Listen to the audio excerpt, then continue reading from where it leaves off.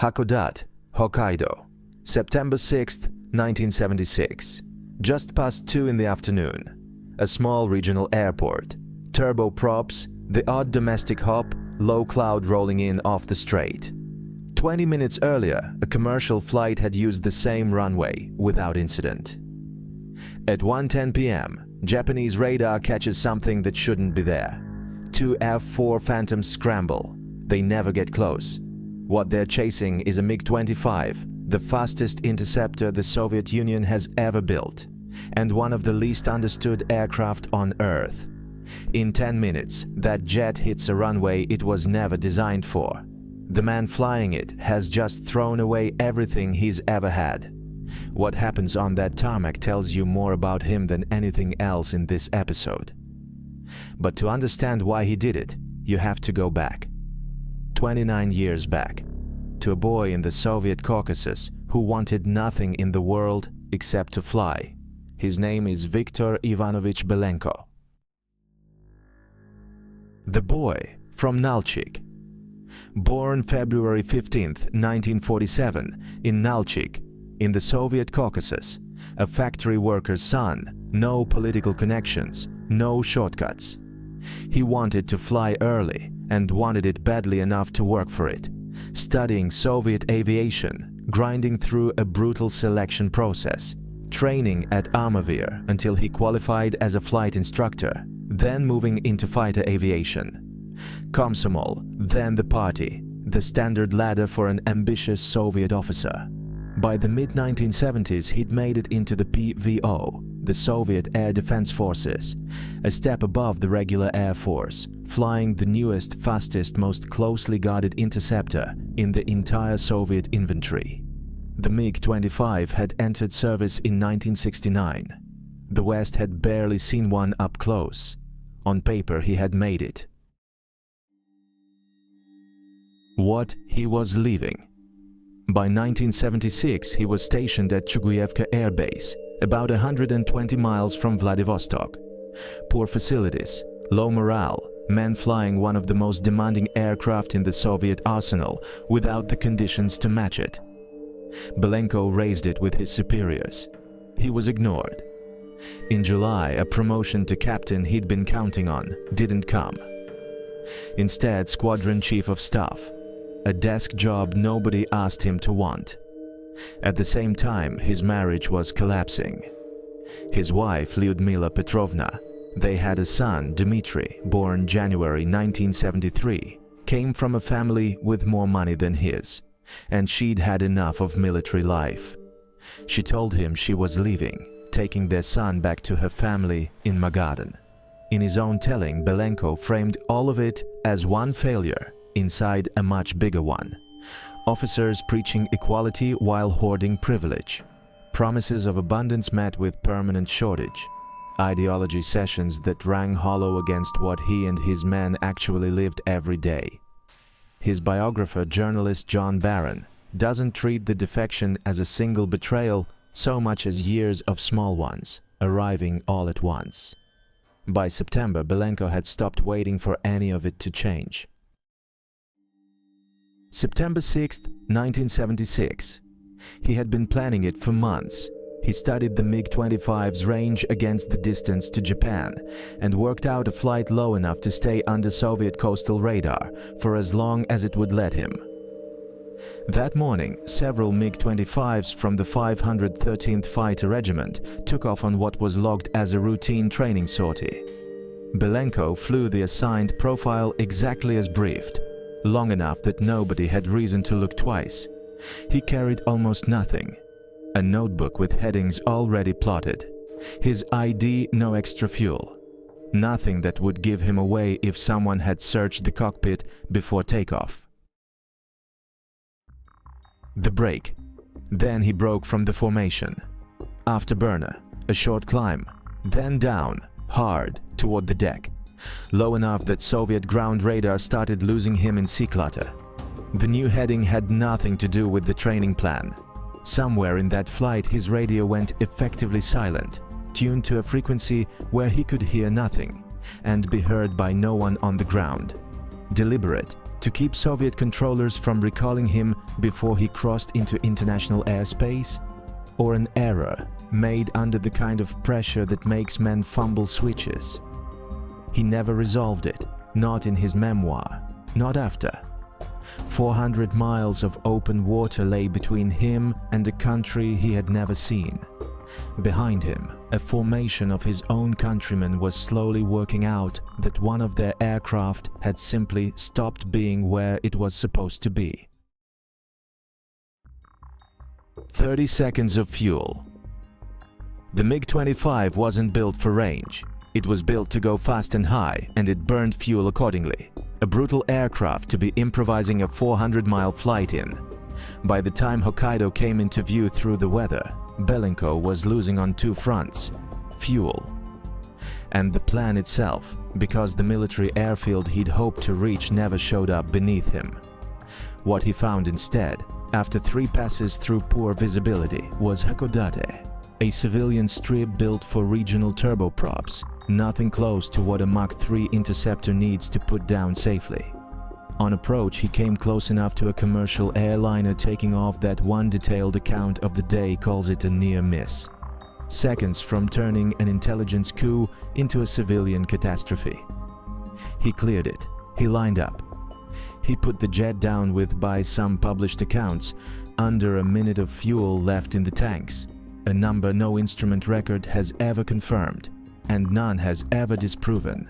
The runway ran out under him. He overshot by roughly 240 meters, tore across open ground, lost a wheel, and stopped with the nose of a Soviet interceptor inches from an antenna that would have ended this story the worst way possible. The pistol and the Tarp. And then, in the strangest 10 minutes of his life, airport staff and passing drivers were already running toward the wreck, cameras up. Belenko climbed out, raised his service pistol, fired 2 warning shots over the crowd, knotted it, and ordered everyone back. Then he told someone to throw a tarp over the aircraft. A man who had just risked his life to leave the Soviet Union forever spent his first 3 minutes protecting classified Soviet hardware from the people he was defecting to. Hakodate Surrounded. Within hours, it stopped being a local incident. Japan, unsure whether Moscow might try to recover the jet or the pilot by force, moved fast. Roughly 200 troops from the 11th Division of the Japan Ground Self-Defense Force, Type 61 tanks, 35mm anti-aircraft guns, backed by the 28th Light Infantry Regiment. The Japan Maritime Self-Defense Force sent ships around Hokkaido, 3 on the Sea of Japan side, 2 on the Pacific side, and patrolled the Tsugaru Strait from September 8 through the 25th. 1 overrun landing on a civilian runway. Within a day, tanks on a tarmac, warships in the strait. Belenko himself was in Tokyo by September 7th. Within a day or two, Washington had granted him asylum. The formal paperwork, under President Gerald Ford, wasn't finalized until that October, but the decision itself came almost immediately. 3 stories from Moscow. Moscow's public response came in stages, and the stages contradicted each other. First, he'd simply gotten lost. A navigational error, nothing more. When that didn't hold, the Japanese had drugged him. He hadn't defected, he'd been abducted, held against his will. Neither survived contact with the fact that Belenko kept not reappearing. So a third, darker set of rumors took over. A car accident, a quiet return and handling, an arrest, a trial, an execution. Nothing in any of it had happened. He lived out the rest of his life in the United States. Notice what's missing from all 3. Not one of them says in public the simplest truth available. A talented, well-treated officer looked at everything the state had given him and chose alone to leave it behind. Inside the Foxbat, the standoff over the aircraft ran about 2 months.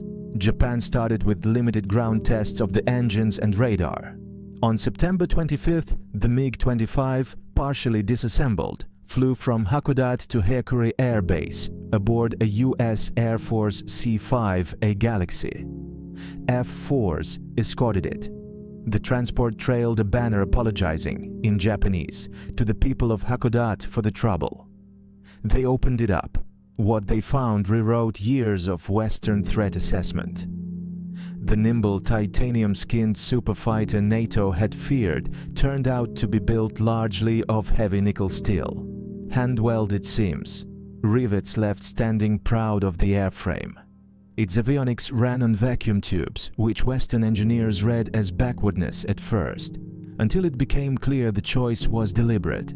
Vacuum tubes shrug off jamming and the electromagnetic pulse of a nuclear detonation in a way solid-state Western electronics of the same era simply couldn't. The engines put out more thrust than Western analysts had assumed and burned out after about 150 hours. Blisteringly fast in a straight line, poor at low speed, not the dogfighter the West had built entire fighter programs around countering. A specialist, built to do one thing extremely well and nothing else adequately. What Belenko knew. The hardware told half the story.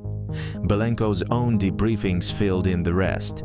Soviet ground crews, he told them, used grain alcohol as a windshield de-icer, and the field's persistent icing complaints traced, at least partly, back to crews drinking the de-icer instead of using it. The Japanese model company Hasegawa reportedly had access during the teardown. They later advertised turning that access into a finished, highly detailed scale kit in about 100 days. The intelligence had teeth immediately. The US Air Force had a new long-range missile in development, the AIM-97 Foxbat, built specifically to counter the MiG-25 as the West had misunderstood it. Cancelled in 1976, the same year Belenko's aircraft showed everyone what the Foxbat actually was. CIA Director George H.W. Bush called the whole thing an intelligence bonanza. Japan's own failures got fixed too. It hadn't tracked Belenko on radar and hadn't caught him with fighters. The Japan Air Self-Defense Force bought Grumman E-2 Hawkeyes to close the gap, upgraded its F-4s, and years later added McDonnell Douglas F-15 Eagles, a jet whose design the fear of the MiG-25 had already shaped, fear this defection had just spent 2 months quietly correcting. 30 crates to Vladivostok. October 2nd. Japan announced it would return the aircraft in crates from the port of Hitachi and bill the Soviet Union $40,000 for the crating and the airfield damage. Soviet technicians inspecting the crates at Hitachi reported parts missing, including film shot during the flight itself, and fired back with a bill of their own, $10 to $20 million, depending on the account. Neither bill was ever paid. 30 crates left Japan aboard the freighter Tigernos on November 15th and reached Vladivostok roughly 3 days later, fully examined, fully documented, and stripped of the one thing that had ever made it frightening. Nobody outside the Soviet Union had known what it actually was. The long silence. US intelligence debriefed him for 2 months, maybe 5. The record disagrees, and nobody's ever settled it. He gave them the aircraft's secrets, then everything around it. Training standards, maintenance failures, morale, the daily gap between official readiness reports and what he'd actually watched happen on the ground.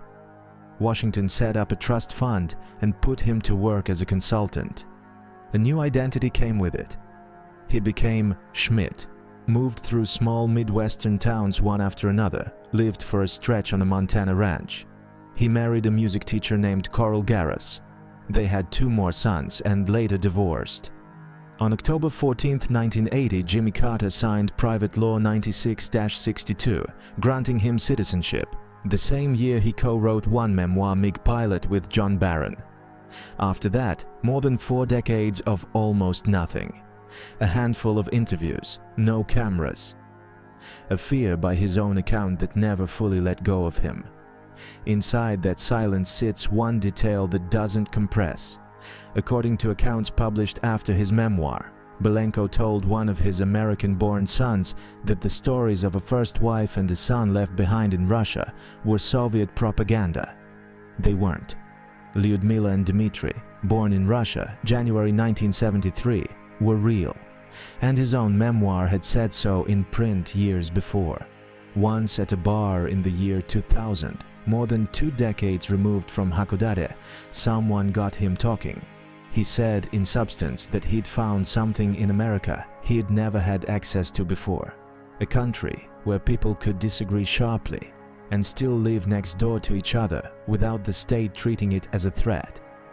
He mentioned, almost in passing, that he'd been back to Moscow once since the Soviet collapse. No details, no documentation. That's the last real glimpse anyone got. Red Bud, Illinois. Viktor Belenko died September 24, 2023, at a nursing home in Red Bud, Illinois. 76 years old after a short illness. 2 of his sons were with him. He was survived by them, by 4 grandchildren, and by a 3rd son from his first marriage. The one he'd once told a son didn't exist. The news didn't reach the public until late November. Almost 2 months. Not a cover-up. Just the plain fact that by 2023, almost nobody was still watching closely enough to notice the gap. In the autumn of 1976, his defection led international headlines for weeks. 47 years later, his death took nearly 2 months to be reported at all. The Berlin Wall he never flew over came down in 1989. The Soviet Union he defected from stopped existing in 1991. He outlived both by more than 30 years. Next time on Tradecraft, a construction site in the Rudau district of West Berlin, 1954. Officially a US Army warehouse. Underneath it, a shaft dropping 30 feet into the earth, and a tunnel running 600 yards under the border into East Berlin, toward a bundle of Soviet military and KGB communication cables the CIA wants to tap. Operation Gold. 3 years of planning, 600 tons of excavated soil, one of the largest and most technically ambitious espionage projects the CIA and British intelligence had ever built together. And the Soviets knew about it before a single shovel went into the ground. His name is George Blake, British SIS officer working the operation from the London planning table, and for years already, a KGB asset. He handed Moscow the tunnel's location, its purpose, its timeline, all of it, before construction even began. Moscow made a choice most people never see coming. Let the tunnel run. Feed it real traffic, low-value traffic, anything that wouldn't cost them. And watch 2 Western intelligence services spend 3 years and millions of dollars listening to a performance staged for their benefit. For almost a year, the CIA believed it was reading the Soviet Union's mail. It was reading what the Soviet Union wanted it to read. The tunnel, the mole, the lie that ran for 11 months before anyone on the Western side suspected a thing. Next time on Tradecraft.